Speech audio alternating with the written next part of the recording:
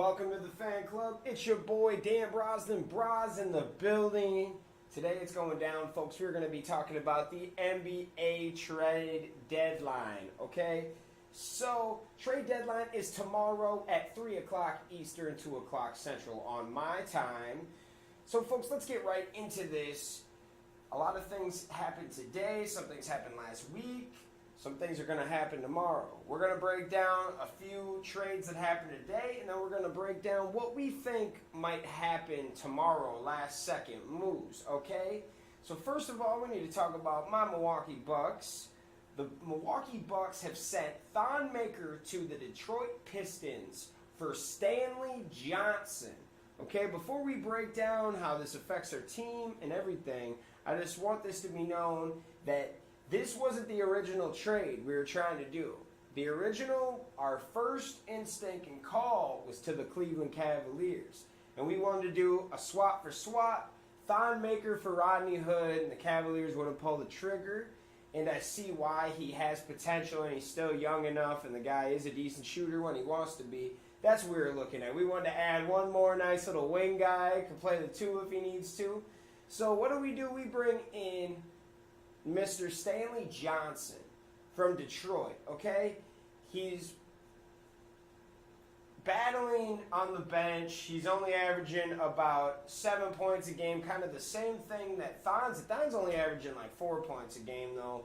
We need another guy, and Thon's unhappy. We're not getting any minutes out of him. It's time to move him and see if we can get something else. Now, I can already call it. Stanley Johnson's going to come in and do way better than he did in Detroit just because their system is so much better, but the thing that Stanley needs to work on is his shooting. The kid is a very good defender. Such a good defender that he was taken with like the number 8 pick or something back in the day. Yeah, number 8 pick in 2015. He's a really good player defensively. He needs to work on his offense, but he has potential. And he's a gritty player. He'll get his hands dirty. He'll do the stuff that the other stars don't want to do, even though Coach Bud has everybody doing a little bit of everything this year. I like this trade. Did I think that Thon Maker's worth a little bit more? Yes, but I bet they thought the same about Stanley. You know, that was a number 8 pick. What was Thon? He was like the number 10 pick at 15 or 16. So they're right next to each other. Definitely, they need Thon a little bit more. They need another big man.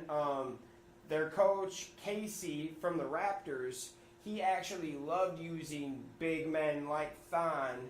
So we'll see what happens. I do like that trade. I didn't think it was horrible. Did I think we could have got maybe a little bit more? Yes, but how much more? I thought Rodney Hood was perfect, but I think they wanted a little bit more because Thon is rough, man. He is just oozing with potential. He looks amazing.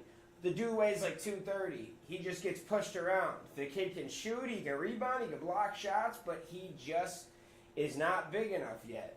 Maybe a few more years in the league. That's why I thought it was crazy for him to ask for a trade.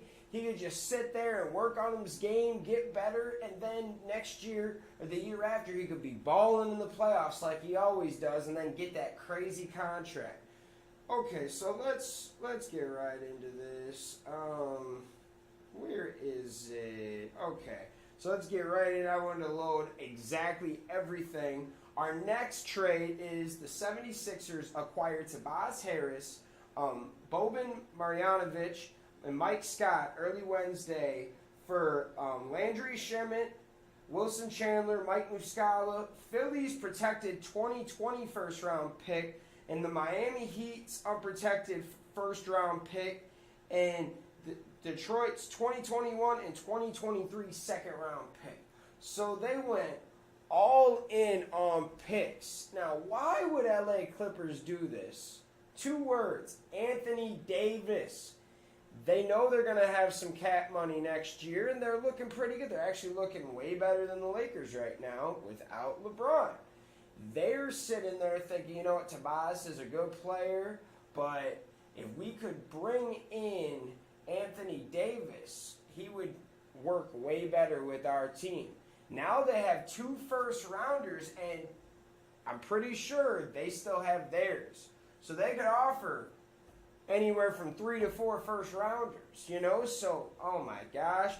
And Philly. So I was talking with one of my other sports analysts, Jake Borland, today, and, you know, we were talking about how this is actually going to make this team better. Because now you got a starting lineup of just, what? You got Ben Simmons, Redick, who's a sharp shooter galore. You got Jimmy Butler. You got Tobias Harris and Joel Embiid, arguably the best center in the league right now. Man, I'm a Bucks fan, and I tell you, the Celtics didn't scare me unless they get their stuff together. If they start playing well, they could beat anybody, right? The Raptors, the Bucks aren't scared of them. We beat them 3 times this year, and every time we play them, they don't show up, except for the one game where they just went crazy on us, and Giannis had 40 points and lost. But I'm not scared of the Raptors. I'm scared of the Sixers with this lineup. Oh my gosh, they have a better starting 5 than I think we do. And, you know, I hope they get bopped early because I don't want to see these guys in the Eastern Conference Finals. This team could get them to the finals, man. Yeah, shout out to 76ers. You can tell that they're just moving. They're doing as much as they can to get this team to where it needs to be. I love it. I love it. I love it. What else do we got? We got any more trades that happened today? No? Okay, well now we're going to talk on what we think could happen. The Suns will likely waive veteran Wayne Ellington, which I think is kind of crazy because there's just a nice little sharpshooter sitting out there. Not for, you know, you don't have to trade for him. You just pick him up. Who else do we got?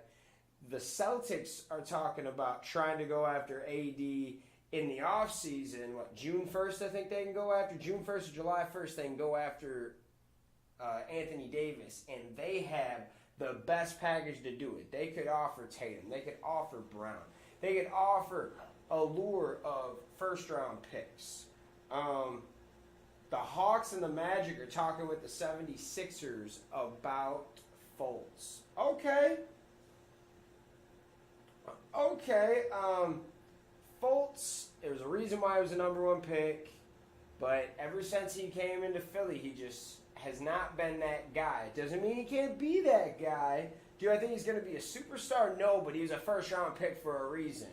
Is he already getting bust labels on him? Yes.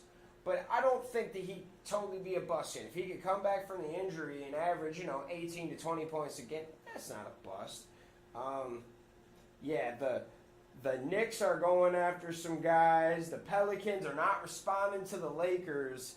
This is just a crazy day, man, and it's only going to get crazier tomorrow. It's nuts. Oh, I got people calling me, but we are about to end this, so I want to thank everybody for tuning into the fan club. We'll see you next time here. Make sure you check us out on YouTube and Facebook. Y'all have a great day. Peace.